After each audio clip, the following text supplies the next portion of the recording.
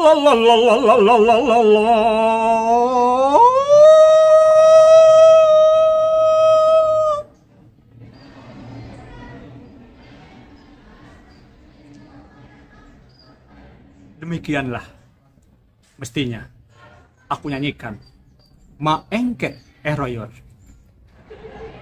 memacu istiadat moyang yang tergoyang dalam lingkar barat timur, barat timur, barat timur. Otak dimainkan adat di mana bukan taisok tetapi hulu bang hanyut bersuka dalam kesukaanan mainan Jebril atau mainan Wolsa yang taburkan birahi di atas lantai tanah penuh tai babi.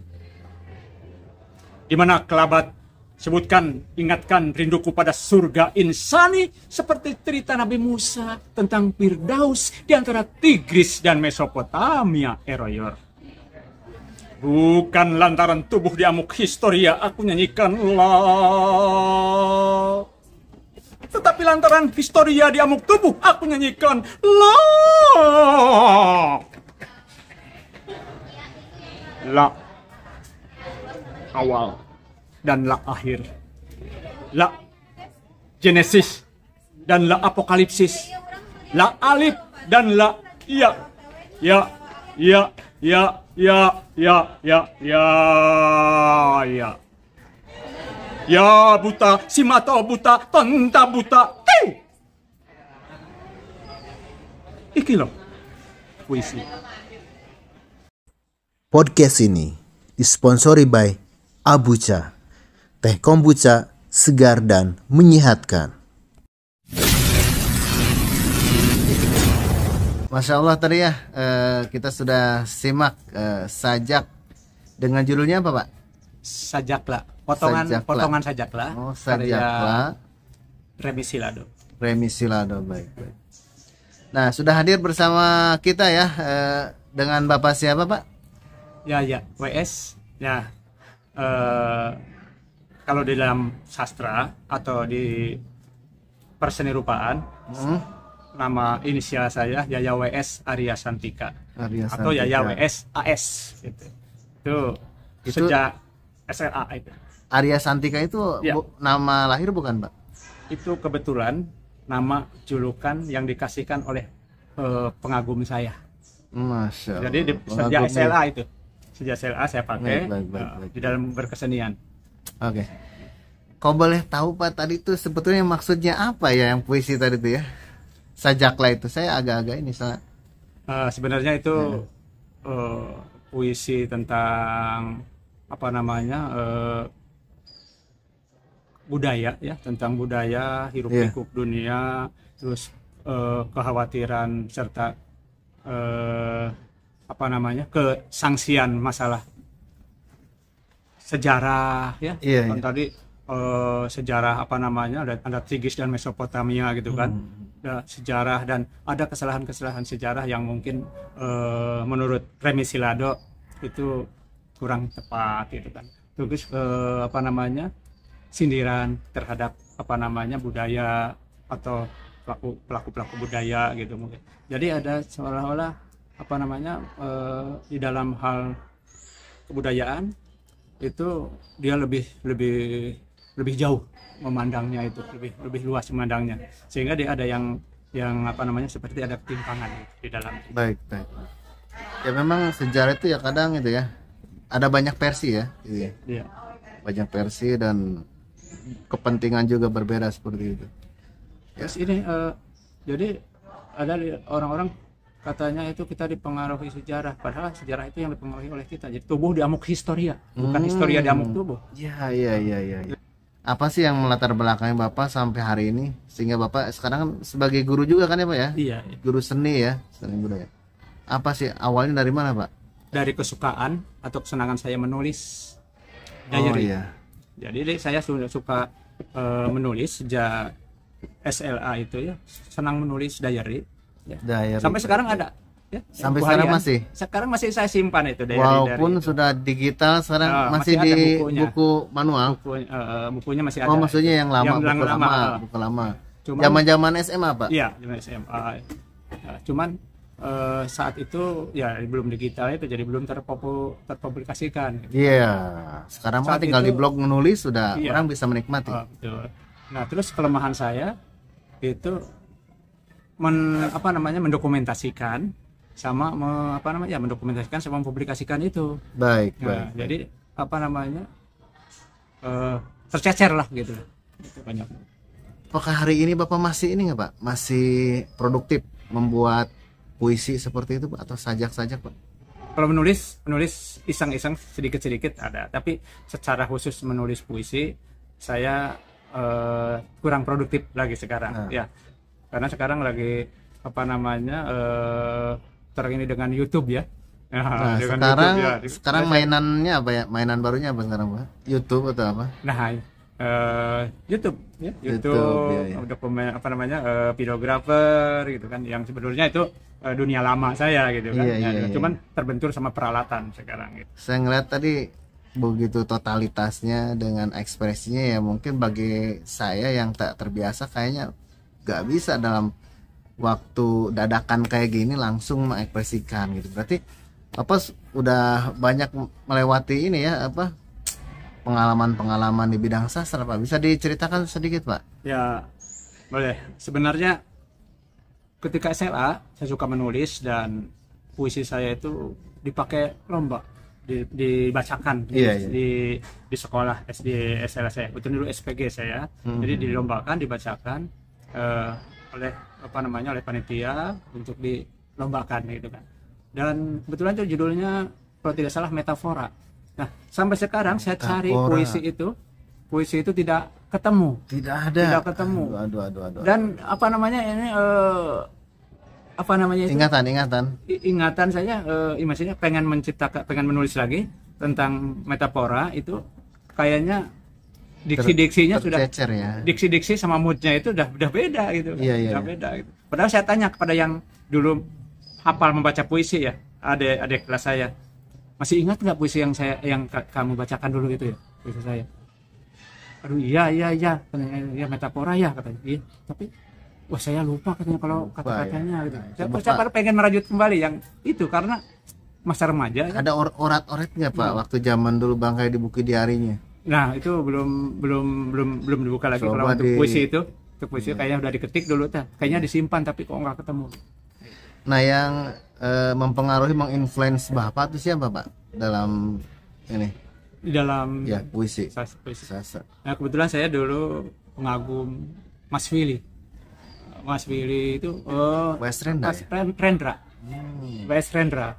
Dulu kan namanya Wilfridus Willy Rendra Surendra gitu kan. Jadi singkat West Rendra.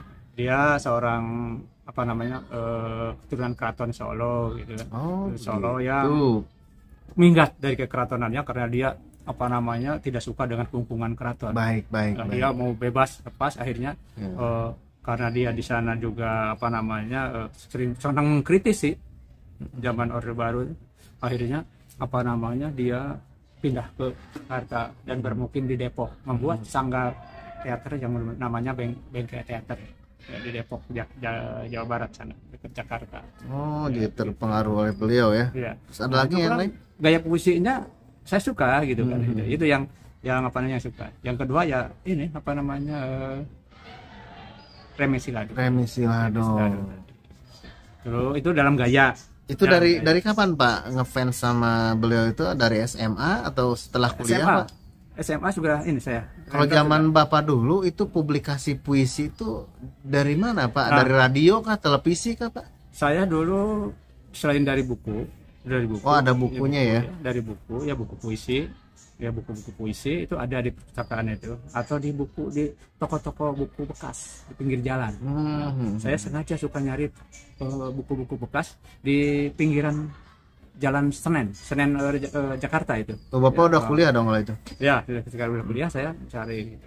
Nah, ketika itu dapat juga saya kaset-kaset Rendra. Jadi audionya ada. Audionya ada, kaset-kaset itu ya beberapa lah. Siapa tadi? Remi Silado ada juga pernah. Berarti kalau tidak banyak Remi Silado. Iya. Berarti kalau audio tuh memang dari apa intonasinya itu kita bisa itu juga ngikutin juga ya. Iya, iya. Dari iramanya Iya, ya. iya. Betul. Nah, terus dari gerakan mungkin ngelihat dari video juga Pak ya. Video juga. Itu di mana dulu kalau ada video zaman Bapak itu? Kalau di rumah belum banyak belum. Apa di televisi aja ya? Nah, YouTube kan belum ada. Belum ada. Televisi hal yang semacam itu Orde Baru Enggak. nggak mengangkat. Videonya dilihat dari mana Pak? Ya enggak, kalau itu mah dulu ini mah. Oh, kayaknya harus lihat pentas langsung kalau dulu ya. Pentas langsung, kita nonton langsung gitu kan. Tapi itu juga susah di Jakarta kan gitu kan, di Taman Nasional Marzuki. Tapi apa namanya? Ya selama ini ya kita menciptakan gaya sendiri. Gaya baca puisi sendiri, irama sendiri. Nah, kalau yang kecenderungan saya yang saya suka gaya baca puisi saya, karena saya suka masukkan lagu-lagu, puji-pujian gitu ya. Puji-pujian kalau Islami itu kan ada puji-pujian, kadang-kadang sifat 20 saya masukkan. Jadi puisi itu bukan hanya sekedar gaya yang historia atau historia itu apa, bukan historia, apa namanya, berapi-api, histeris ya, bukan histeris, itu berapi-api ya, bukan tidak berapi-api terus semuanya ya, tapi juga ada religius, ada juga ada lembut, ada kasar, ada itu. Nah, saya masukkan lagu-lagu dan gaya saya ini saya namakan ya, izin saya menamakan dari dulu, saya menamakan izin gaya baca puisi, gaya atau model apa namanya, ritmatik. Saya namakan baca puisi ritmatik. Iya. Jadi melagu-lagu gitu. Itu yang di benak seorang pembaca puisi atau sajak itu bagaimana ya untuk mengekspresikannya? Apakah itu spontanitas, improvisasi, atau memang bagaimana Pak? Ketika membaca apa harus dibaca dulu itunya ya, narasinya itu, teksnya, kemudian diselami baru keluar ekspresi, atau bisa langsung otomatis gimana Pak? Ya. Sebenarnya ada beberapa tipe ya. Kalau orang pembaca puisi yang ada tipe yang memang harus membaca dulu, terus dia apa namanya, endapkan ya, setelah dibaca dia maknai ya, apa maksud puisi ini ya, dihayati maksud puisinya apa, endapkan, setelah tahu maknanya endapkan, baru dicerna di dalam perasaan dan pikiran. Nah, baru di situ mulailah membangun rasa, membangun emosi, membangun, kalau mau baca puisi membangun gaya gitu ya. Dan itu bagi yang yang tipe yang seperti itu. Nah, jadi tidak bagus kalau memang tidak dihayati dulu. Jadi harus ada penghayatan dulu terhadap maknanya. Jadi makna puisi harus dihayati dulu, dimaknai, apa sih maksudnya sebenarnya ini kata-kata ini. Kadang-kadang satu kata beda dengan kata yang lainnya. Berarti multi tafsir nggak ya Pak kalau puisi itu? Iya, bisa multi tafsir, tergantung wawasan. Sama penulisnya dan sama kita yang membacakan, orang lain bisa beda. Kemungkinan besar beda. Ya, dan gitu. Boleh itu boleh. Ya, tergantung wawasan si pembaca tadi. Boleh nggak Pak? Seperti itu dibolehkan nggak kaidah seperti itu di dalam dunia puisi? Boleh dalam artian apa? Ya, maksudnya penulis maksudnya seperti ini, tapi ketika yang menikmati membaca dia menangkapnya berbeda, boleh nggak sih? Itu penafsiran boleh saja. Penafsiran berbeda gitu. Boleh saja. Karena tidak ada yang menyalahkan terhadap konsep wawasan. Wawasan seseorang. Wawasan seseorang itu jadi tergantung kemampuan mengapresiasi. Jadi itu wawasan pengetahuan, pendidikan, lingkungan sosial, psikologi, ekonomi, politik, itu bisa mempengaruhi terhadap taraf apresiasi pemahaman terhadap sebuah tulisan atau sebuah karya seni. Dan itu boleh-boleh saja ya. Kecuali kalau itu ditampilkan itu menyalahkan yang awal, misalkan yang pertama gitu ya, menyalahkan yang asli. Ya misalkan memodifikasi terlalu banyak misalnya dari ini ya. Boleh saja. Puisinya boleh. Yang penting itu dituliskan, ini dengan modifikasi. Boleh. Gitu ya. Dengan modifikasi. Karya siapa dengan modifikasi. Jangan asal comot saja. Baik. Nah, itu karena Pak, setiap seniman ya atau sastrawan punya yang namanya credo of art. Credo of art itu ciri khas. Ya, ciri khas tentang kesenimanannya. itu yang harus kita hormati. Iya, Gitu. Jadi gayanya itu jangan sampai hilang gitu. Nah, kalau kita mengcopy, memodifikasi, kita harus sebutkan apa namanya, karya siapa dengan modifikasi, ya gitu kan. Jadi tetap kita jujur pada seniman aslinya gitu. Termasuk lukisan apa juga sama. Jadi kalau kita meniru, menjiplak karya orang, copy by siapa atau copy of siapa gitu. Iya. Nah, gitu. Lukisan juga Kayak kutipan ya gitu ya. Iya, kutipan. Nah, ini karya Bapak yang merasa paling besar menurut Bapak nih, apa kira-kira karya puisi Bapak nih yang menurut Bapak sendiri ini saya merasa bangga sekali nih bisa bikin puisi ini gitu, apa? Sebenarnya yang saya banyak apa namanya istilahnya mempengaruhi saya itu ya adalah puisi-puisi itu saya aplikasikan di dunia teater, di naskah teater. Oke. Naskah teater. Jadi ya puisi saya anggap begini, bagi seorang sastrawan atau seniman, kalau ditanya puisi mana atau karya mana yang terbaik, Iya, seperti itu. Jawabannya puisi yang akan saya buat nanti, karya yang akan saya buat nanti. Ngeri sekali. Jadi ini udah biasa aja, kalau udah jadi biasa, ini biasa. Akhirnya ada yang lebih lagi. Nah, jadi kita ada di situ punya obsesi, punya harapan kita bisa lebih kreatif, lebih baik lagi. Gitu. Walaupun nanti belum bisa berkarya lagi, walaupun gitu kan. Iya, gitu. karena kan tergantung ide juga kan. Kalau ini kan kalau bikin karya itu dapat ide, kita lagi ngapain dapat langsung. Iya, betul.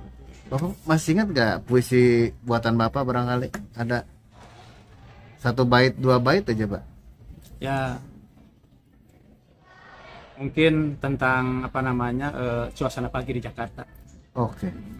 Ini khas ya, bukan paling bagus, tapi khas yang paling saya senang dan ingat dan itu menempel. Iya, gimana? Mengalami setiap pagi saya suara itu tiap pagi ada gitu. Nah, akhirnya dibuatkan puisi. Ya. Padahal itu biasa saja, tapi itu yang menarik. Ya, contohnya gini. Mie kacang asin, permen karet, kolonyet salawean. Bacang. Abu gosok, bu gosok. Kompas sinar pagi harapan. Bola. Tahu goreng, tahu mie minyak bu gosok, minyak bu gosok.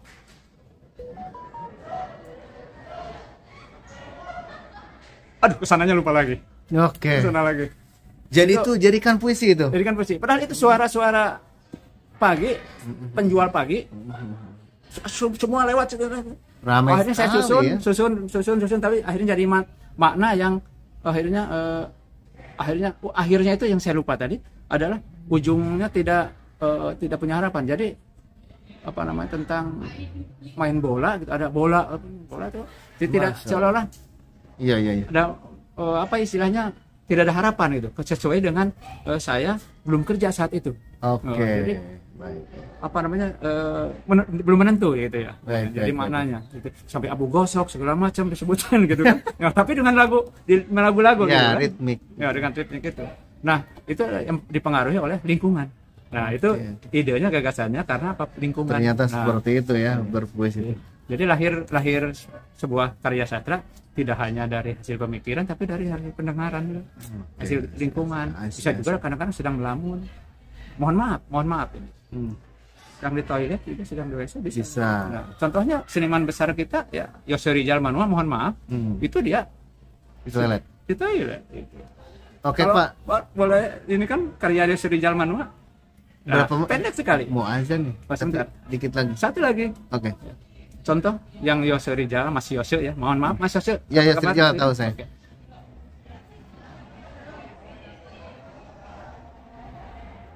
Duduk di atas kloset.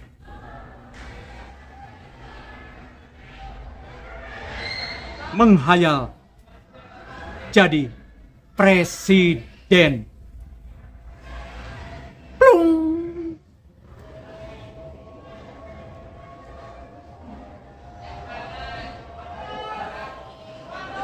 Nah, itu. Masya Allah. Itu kayak Mas Yose. Mohon maaf Mas Yose pinjam puisinya. Itu di Ini. lahirnya di Kausir. Ya, semoga tontonan ini bisa ditularkan ya ke generasi terbaru, generasi muda ya Pak ya. Iya, mudah-mudahan. Bahwa seperti inilah dunia sastra ya. Mungkin nanti lain kali kita lebih Iya, banyak tentang kita akan bahas karena Bapak ini multi talenta, kita akan coba nanti kupas lagi lah bidang-bidang yang lainnya selain sastra. Terima kasih Pak. Oke, terima atas kasih. Mohon waktunya ya. maaf kurang lebihnya. Semuanya salam sastra. Ya. Salam budaya. Insya Allah. Oke. Assalamualaikum warahmatullahi wabarakatuh. Waalaikumsalam warahmatullahi wabarakatuh.